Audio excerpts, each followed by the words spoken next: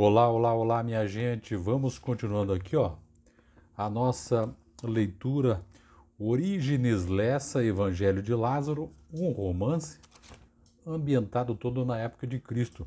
Você sabe, Lázaro, biblicamente, foi ressuscitado. E o nosso Lázaro aqui do romance está angustiado. Primeiro porque ele encontrou um evangelho, tipo o evangelho de João, de Lucas, sabe? No nome dele também, lá que um cara estava vendendo na época lá, e ele rasgou, mas ele acredita que tem mais cópias. Aí ele começou, obviamente aqui, ele começou a ditar essas memórias aqui para o Onésimo, que é um personagem que quase não vai aparecer, o Lázaro dizendo para o Onésimo, ditando para ele o que ele viu, o que ele viveu. Acredito que, de novo, é romance, né? É obra de ficção. Mas acredito que talvez essa ficção esteja ali mais ou menos, vou chutar aqui uns 20, 30 anos depois da morte de Cristo, tá? Só para você saber. Então, fica até fácil, né? No ano 30 da era cristã, mais ou menos, para a gente poder localizar. Volto a dizer, o que eu estou dizendo é do romance, não estou falando que é uma obra de ficção. Valeu? Vamos lá, o nosso amigo ainda está angustiado, está com uma situação difícil. Eu estou na página número 53. Vamos lá iniciar o capítulo 32. Vamos lá? No primeiro dia da semana apareci pela manhã em casa de Matias, o ferreiro. Vários irmãos lá se encontravam. Havia um soldado, um cobrador de impostos, um ex-escravo negro, uma antiga pecadora. Ela própria me contou depois que nada parecia indicá-lo. Pois nada parecia indicá-lo, ela que me contou. Um ajudante de ferreiro, dois barqueiros, uma cardadeira de lã, todos gentios. Os demais pertenciam ao que nós chamávamos antes, com orgulhosa exclusividade, o povo de Deus. Acho que é judeu, né? Não sei. Matias, por um singular acaso, nascera em Betânia, mas havia mais de 20 anos deixara a aldeia natal. Lembrava-se de Marta, de Maria, ainda meninas inesquecíveis pelas suas belezas. E porque o pai tinha o mesmo ofício do ferreiro, tendo Matias aprendido muito da sua profissão com o pai das meninas. Então, as únicas herdeiras de meu pai. Ele está contando um pouco da história da família dele. O Matias conheceu as irmãs dele, muito meninas ainda. Ele provavelmente não era nascido. E conheceu o pai dele, que era ferreiro. Aliás, o Lázaro mesmo, por indicação de uma das irmãs, continuou o ofício do pai. Continuando, quando cheguei, cantava um salmo. O Senhor é o meu refúgio e fortaleza, socorro presente nas horas da angústia. Depois alguém começou a orar, outros repetindo-lhe em coro as palavras. O rumor foi crescendo. Havia rumores isolados, muitos estribilavam as orações em aleluias de exaltação. No meio das preces, a que eu saberia depois ter sido uma famosa cortesã, começou a cantar, a princípio baixinho, cada vez mais alto, com uma voz poucas vezes ouvida por mim, de tal doçura e comovido acento. Era um hino de adoração. O hino é assim, mais ou menos, o início: subsiste no céu, subiste no céu, subiste ao céu, meu Salvador. Não demorou, todos a acompanhavam cantando, e eu próprio, num transporte de júbilo, cantava também, como que antecipando as palavras dos seus lábios. Havia olhos em êxtase, lágrimas de pura alegria. A cardadeira de Cesaré é tão distante, estava de joelhos, os olhos cerrados, o rosto iluminado. Irmãos, ergueu-se uma voz. Foi um dia como o de hoje, o primeiro da semana, que o Senhor ressuscitou de entre os mortos. Aleluia, aleluia. Foi num dia como o de hoje que o Senhor subiu aos céus para nele preparar-nos morada. Aleluia, aleluia. E hosanas e aleluias e lágrimas continuavam glosando as palavras do orador, que era rude e comovente no falar. Não vi passarem as horas. Sei que no fim nos abraçávamos, na comunhão nos redimimos. E falávamos das nossas vidas, contávamos as experiências pessoais, de mudanças profundas, de alegrias infinitas. Se falei, não sei, falávamos. Provavelmente eu falava dentro de mim mesmo, na minha tolhida timidez, feita de arrependimentos, vexame e final compreensão. Todas as palavras do Mestre tinham agora sentido. Como haviam sido claras, lúcidas, luminosas, como não havia surpresa no que acontecera, como não era justo e possível ter alguém duvidado. Como era bom reencontrar vivo, ressurreto, assunto aos céus o meu divino Mestre. Mas como foi possível, meu Deus, como foi possível que mesmo naquele momento de alegria, o teu servo Lázaro, o teu pobre e humilde e mísero servo, tivesse calado ser ele mais que uma coincidência de nome, o Lázaro, tantas vezes citado na reunião como um dos maiores sinais deixados pelo Nazareno em sua passagem pela terra? Quer dizer, ele continua angustiado, né?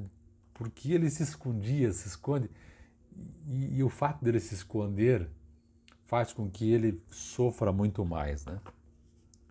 Muito mais. Interessante também outra coisa, eu não sei se isso tem a ver. Claro que aqui também a gente acaba misturando um pouco, não? Isso aqui é romance, isso aqui é invenção do autor, aliás, muito bem inventado pelo Orígenes Lessa, mas aqui nessa reunião de igreja não se passou muito tempo, acredito eu, né? Não teve tanto tempo, porque o Lázaro estava fugido e estava voltando agora, e ele fugiu exatamente na época ali em que Cristo foi morto na cruz. Então logo voltou. Devia ser aqui uns 2, 3 anos depois, por aí. Não era tanto tempo, né?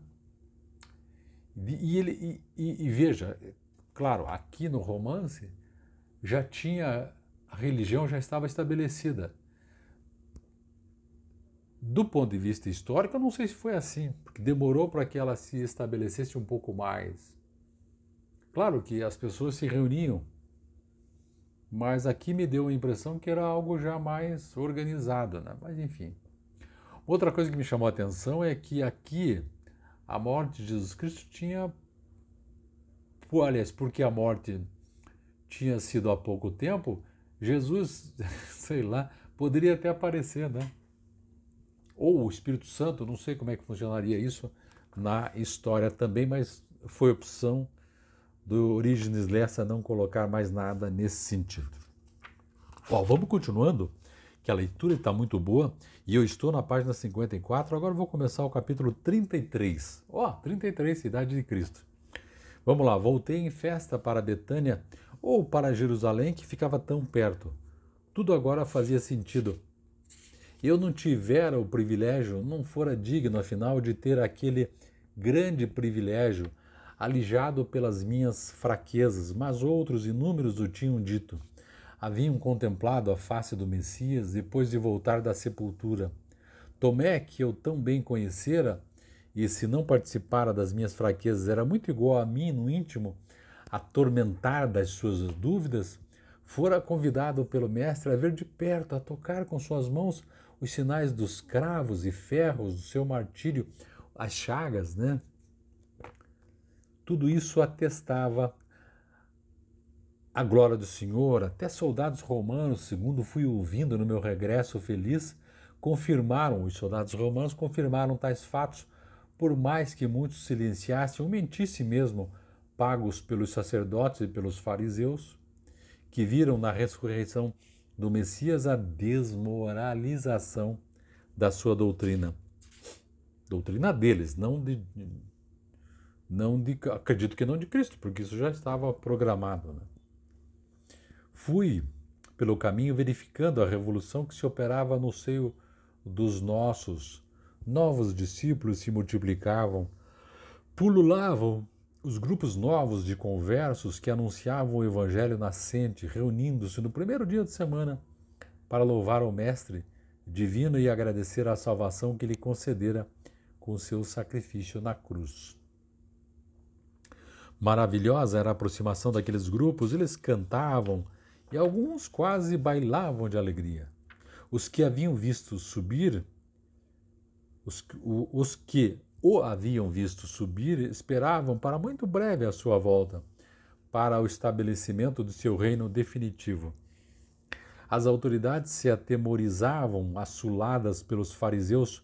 Muitos já haviam pago com o martírio o ardor da nova fé que lavrava no coração dos fiéis. Então, às vezes, também sofriam perseguições. E eu confesso que não podia compreender a dureza do coração dos homens. Se muitos se convertiam e exaltavam de gozo, outros resistiam, de maneira tenaz, à evidência dos fatos, porque as testemunhas dos últimos dias e de seus acontecimentos eram quase tantas quantas as testemunhas dos ensinamentos e milagres antes praticados ao longo das terras da Galiléia e da Judéia. Mas como nos dias primeiros, entre os de agora havia também os de coração mais duro que a pedra, insensíveis à verdade e ao inegável dos sinais maravilhosos. Estranhos são os mistérios do homem, estranho ao nosso coração. Espantosa a nossa miséria, o apego às coisas da carne, aos interesses baixos de um imediatismo inexplicável. Quem fez o homem tão mau? Como se fez o homem tão mau? Realmente, para libertá-lo do pecado era preciso que o próprio Deus baixasse à terra para pagar pelos pecados de todos. Não seria suficiente o sofrimento do homem. Ainda assim, mesmo com o sangue salvador, a maioria continuava imersa no erro e não o queria receber. Em mim mesmo, no regresso venturoso e agora confiante, eu via o espelho da maldade humana. E tinha pena dos outros, porque tinha pena e desprezo por mim, ou poucos haviam chegado tão perto do Salvador. Poucos haviam sentido na própria carne os extremos de seu amor e o infinito de seu poder. E não tinha eu o mesmo coração empedernido, a mesma vil matéria feita de insegurança, de ingratidão, de insensibilidade? Não levara eu a minha fé vacilante ao ponto de abandonar o privilégio supremo de participar, como testemunha viva, de que haveria após o jantar de Betânia em casa de Simão o leproso? E aquele jantar de Betânia foi na casa de Simão, não foi na casa dele, né? Dele, personagem. Mas a insatisfação comigo mesmo, felizmente, não interferia na alegria deslumbrada, na satisfação de saber e sentir que Jesus cumprira a sua missão e que a sua missão era salvar não os que se julgassem bons e santos e perfeitos, mas exatamente os pecadores como eu. Mais de uma vez partilhei como anônimo dos louvores e preces nas congregações encontradas no caminho. Comovia-me a simpatia fraternal do acolhimento, ajoelhava-me com os outros e cantava os seus hinos, participando do louvor comum, verificando surpreso que as palavras saíam do meu coração, antes não sabidas, à medida que saíam dos lábios alheios. Numa das aldeias que atravessei, chegaram até mim os hinos de louvor. Vinham de uma casa humilde, habitada soube depois por uma senhora que tirara o seu sustento do preparo de ungüentos e essências. Entrei, guiado pelo canto, ajoelhei-me quando se ajoelharam. Ergui as mãos num pedido de bênção quando os outros ergueram. Súbito alguém me reconheceu. Era a primeira vez que me reconheciam. E uma voz iluminada de júbilo anunciou: Irmãos, Deus acaba de nos conceder um alto privilégio. Eis que está entre nós uma das provas mais gloriosas do poder de Jesus. Houve um segundo de silêncio e todos os olhares acompanharam o do irmão que falava. Estavam postos em mim. Tu não és o Lázaro de Betânia, irmão de Marta e de Maria? Confirmei num aceno, vagamente assustado. Glória ao Senhor, aleluia, aleluia, glória ao Senhor. Eu não me lembrava de o ter visto. Não seria possível fixar a fisionomia de todos os que me procuravam nos tempos agitados em que Betânia mal achava lugar para acomodar os jumentos que traziam peregrinos e não tinham mãos a medir para vender bolos, frutas, passas, vinhos, tâmaras e mel aos forasteiros. Confesso que foi esse o pensamento profano que subiu do meu coração. Porque não pensei eu naquele momento, meu Deus, não nos jumentos suados, zurrando, não nos homens excitados, anunciando seus produtos à venda e as tigelinhas famosas, mas no fato de que eu era o centro e a ação de tudo aquilo, porque Jesus me havia distinguido de entre os mortos e me chamara das trevas. Felizmente, eles não sabiam o que se passava no meu coração e rendiam graças a Deus por haverem visto Lázaro, a prova maravilhosa, meu Deus, me perdoa, do poder infinito de Jesus. Olha que interessante, né? Ele foi reconhecido, embora ele ficasse um pouco intimidado com a situação, como o Lázaro, o ressurreto. E ele é a prova viva, depois da morte de Jesus, de que Jesus operara milagre na vida dele. É isto. Muito bem, vamos no próximo vídeo, nós vamos para o próximo capítulo e vamos continuando. Já estou na página número 57. Essa obra no total tem 88 páginas. Ufa, portanto, estamos chegando lá vagarosamente, mas estamos chegando lá. Valeu? Então é isto. Está aí a leitura não linear desta obra muito legal do Orígenes Lessa, o Evangelho de Lázaro, feito com pontuações minhas aqui. Valeu? É isso. Deixe seu like, seu comentário. Vamos até a próxima aí. Até o próximo vídeo. Até mais. Tchau, tchau.